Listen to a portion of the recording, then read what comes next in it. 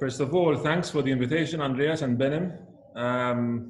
It's a pleasure to be talking to you about something that is really passionate to me, ACL rehab. Today I chose this, this article published in 2019 on sports medicine, written by Matthew Bourne, Webster and Hewett, and they discuss the theoretical background behind fatigue and risk as a risk factor for ACL ruptures. First of all, the usual slide. I have nothing to disclose except that I do sincerely believe that an ACL injury is also a brain injury, and something also as well is that, as Benim said, I happened to get to know him a few years ago, well, 12 years ago really, in Malta while he was still a student. And it's been a pleasure knowing him ever since. So thank you, Benim, once more. So the aims of the current opinion paper were threefold, basically. They wanted to highlight the complexity of fatigue. They wanted to discuss the theoretical basis, which is thought to contribute to the ACL injury as well. And they wanted to critically discuss many hypotheses in relation to ACL and if fatigue is a risk factor or not. First of all, we have to define fatigue. Fatigue is a broad term and it can be used in many ways. One of the definitions I like about fatigue is the decrease in the pre-match or baseline physiological and psychological function of the athlete. Now, how is this brought about? It can be attributed to both central and peripheral mechanisms, as we know. So central means that there is an exercise-induced reduction of the ability to voluntarily reduce muscle action coming from the brain or spine, whereas peripheral mechanisms are attributed to changes within the muscle structure as well, and due to metabolic and neuromuscular fatigue. There always seems to be homeostasis, so recovery and stress, and athletes are trying to achieve that. Although when that is interrupted, it leads to both physical, which means that decreased performance, it leads to decreased fatigue levels, and also psychological issues which might cause increased anxiety. So what do athletes usually do? They either try and change their activities, so they try and increase the recovery or decrease the training load as well, or else even they try and mask all these symptoms. They try and ignore their fatigue, which, however, might induce an increased fatigue level and might potentially cause an increased risk of injury. This is what we think happens, and this is widely thought that it's the basis for it's one of the reasons why there are so many ACL injuries. But in reality, very little is known about the impact of fatigue. Why is this? One of the reasons is that fatigue is used in a very, very different way depending on which paper or which author you tend to read. So the fatigue word is used in a broad term. One of the problems is that fatigue is a very difficult parameter to measure. And some people refer to it as reduced motor function, or the point where there is volitional failure, etc., etc. So if you look at the literature and look back at what different authors have described fatigue as, there are different definitions of what fatigue is really coming, why fatigue is happening. Just remembering how an ACL injury happens, we all know that the reason for an ACL injury is typically dynamic valgus at the knee, which is a combination of femoral adduction, knee abduction, and ankle eversion. So this is the most common way of injuring an ACL. Can happen both in a direct way or an indirect way, both by tackling, both by direct contact, etc. So if you look at that typical ACL injury, this happened by a jump and a landing. You got the left knee, okay, there, the knee went into valgus. So if I had to show it again, the frame, so that was the point where the injury happened. I listed this, I used this video for two reasons. First of all, this injury happened earlier this year in January. It was a defender of Juventus, the best team in the world, obviously. And it is, I think, the only game I ever watched where there were two ACL injuries in the same game, both in the first half, to be noted. So this was the first one. This happened after around 15, 16 minutes into the first half.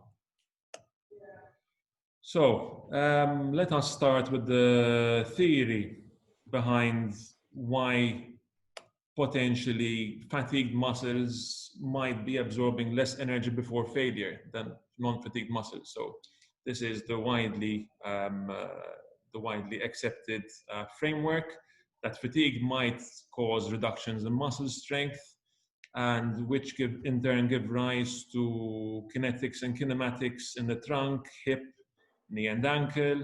So there might be excessive knee valgus, there might be poor trunk control, excessive dorsiflexion, etc. So that is one side to the story. But we know that usually in fatigued athletes, they tend to move slower and they usually tend to produce less ground reaction forces. So in reality, which theory does hold? Is it the first one or is it the second one? And the authors try and give us more information about this.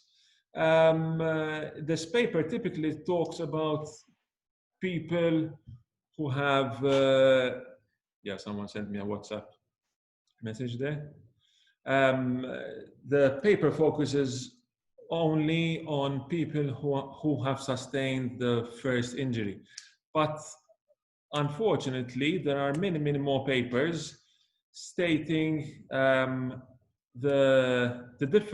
differences in movement after fatigue in ACL reconstructed players. And this, in my opinion, is a complete different game. You cannot compare injuries in healthy individuals versus people who have had already an ACL reconstructed knee. Various reasons why.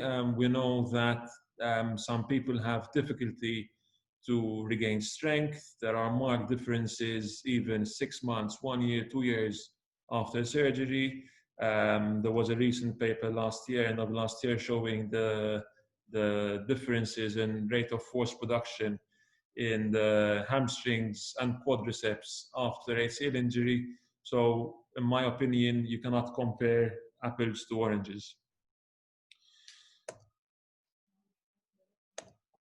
So another hypothesis that the authors mention as well is the timing. So they were asking whether athletes are more susceptible to ACL injuries towards either the end of the half or towards the end of the season.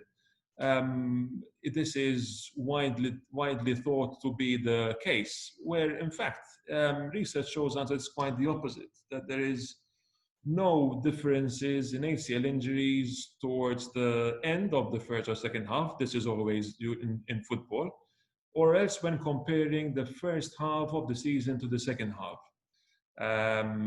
This was the authors based their conclusion on the meta-analysis done by Doyle in 2018. Recently, very recently actually, another article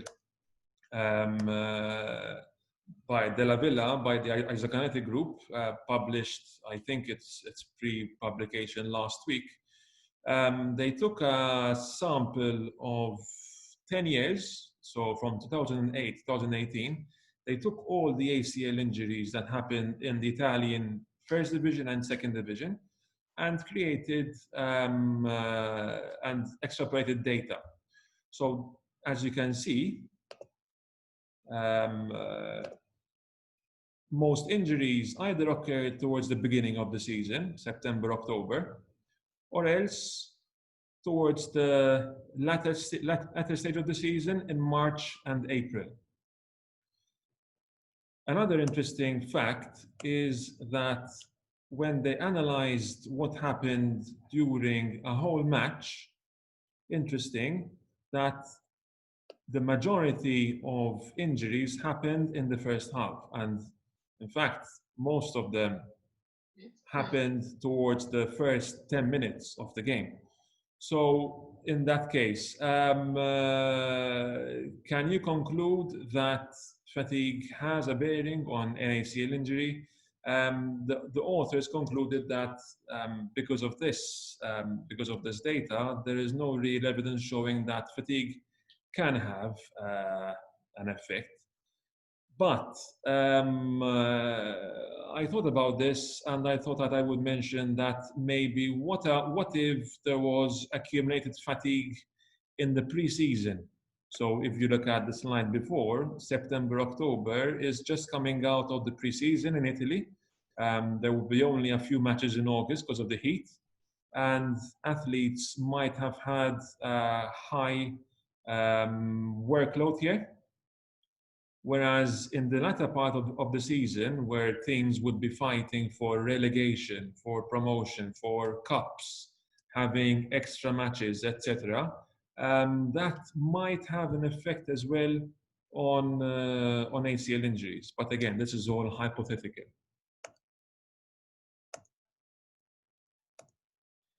This is another injury that happened during the same match I showed you before. So this is a Roma player. So as you can see, he is running, again, the first half, a sudden change in movement, and the ACL goes in his right leg. So again, this is a young, promising midfielder, 36th minute of the game. Non-contact injury, even though it shows that there was contact, but the injury probably happened before the contact, sudden change of direction, and this injury happened as well. So again, you have to think of football being a sudden bursts in 1 minute or a few second intervals. You cannot compare football to any other sport in the sense that players are often seen walking or jogging, whereas there would be some periods in the game where there would be sudden bursts. And this is a particular case. Again, you cannot attribute this potentially to fatigue, I don't know. But there was an instance where he was dribbling 3 players, tried to dribble the 4th, sudden change in direction, being unexpected, and the injury happens. So another hypothesis that the authors in the article try and examine are the biomechanics and the fatigue protocols that are measured in the labs, usually by force plates or by 3D motion analysis, motion capture, etc., to assess athletes that are cutting and jumping, etc.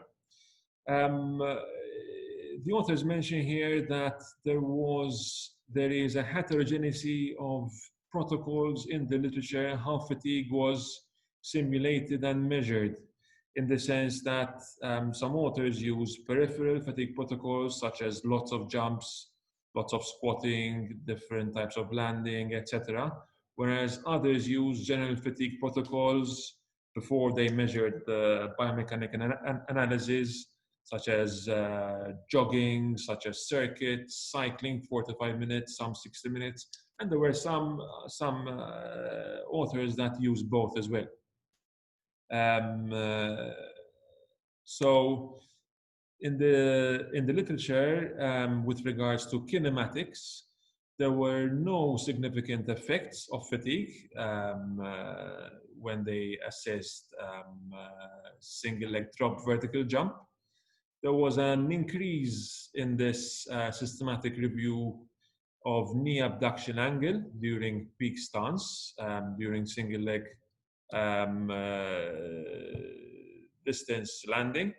There was an increase from 3.4 degrees to 7.2 degrees. And the author stated that it was a significant difference, with P being less than 0.05.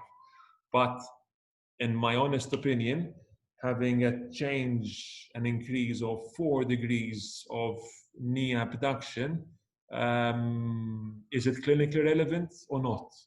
So it is one thing when you're analyzing data from a statistical point of view and then comparing it to a clinical point of view.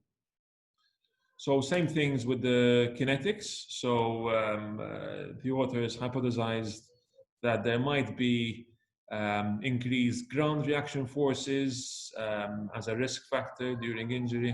However, literature is not clear about this. And in fact, in one systematic review by Barbara Weston, 90% of their athletes had no increase in landing forces. And as well, there were no significant effects on peak knee angle abduction moments in this time. So, because this is kinetics. So again, it seems that for various reasons, the effect of fatigue protocols on both kinematics and kinetics in the lab does not have an effect on producing a difference and does not make an athlete more predisposed to having an ACL injury. With regards to EMG, so we know that EMG per se is not a direct measure of fatigue. It only measures muscle activation. But the authors explore this option, explore the fact that central fatigue might lead to a reduction in voluntary drive, which they thought that might induce a change in service EMG amplitude. But if you really look at the literature, lots of conflicting evidence again, simply because of the nature of the EMG itself. So they conclude that because of the EMG and the difficulties in measuring muscle activation and the presence of lots of crosstalk, that in reality, no conclusion can be given by this method. One other factor is that potentially psychological factors might affect the ability of an athlete to make a rapid decision and react to any external stimuli, which might lead to changes in movement strategies and that might cause an increase in strain on the ACL.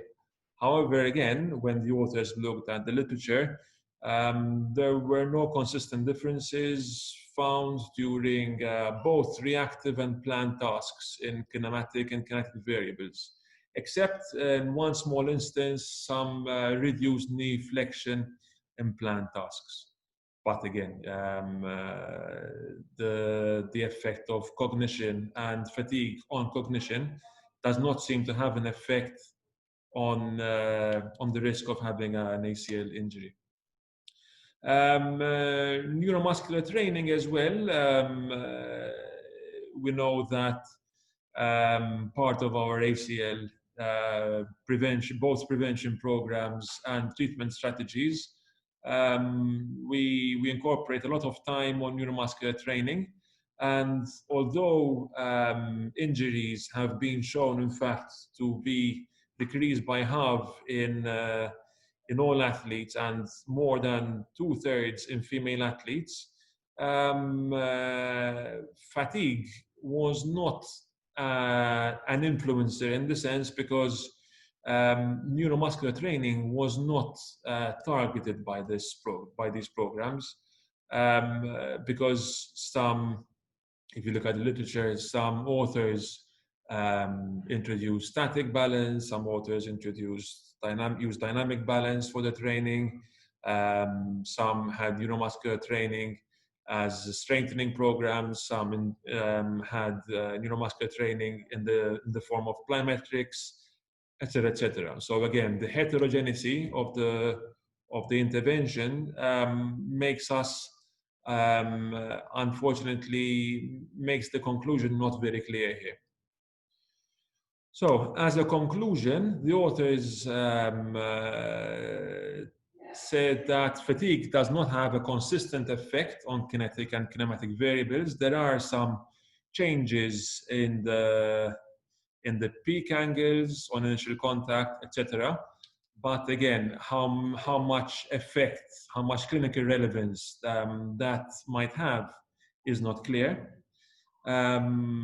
Literature points us though that points to more significant effects on ACL reconstructed athletes already.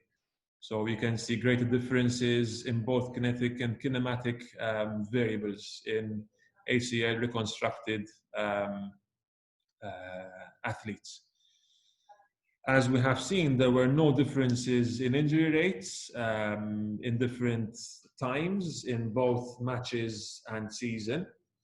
And there doesn't seem to be any evidence supporting the effect of neuromuscular training interventions simply because that the neuromuscular training interventions were so different that one cannot reach a clear conclusion from this.